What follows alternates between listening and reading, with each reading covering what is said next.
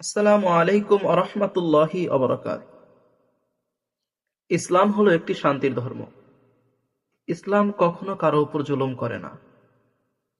5ই আগস্টের পরে হিন্দুরা কি করলো, তাদের মন্দির তারা নিজেরা আগুন দিয়ে ভেঙে মুসলমানের উপর বদনাম দেওয়ার জন্য একটা পায়তারা চালাইছিল। কিন্তু মুসলমানরা কি করলো, তাদের উপর সহানুভূতি দেখিয়ে তাদের মন্দিরগুলোকে পাহারা দিল, যাতে তারা বুঝতে পারে যে ইসলাম হলো একটি শান্তির ধর্ম, ইসলাম কারো উপর আঘাত করে না।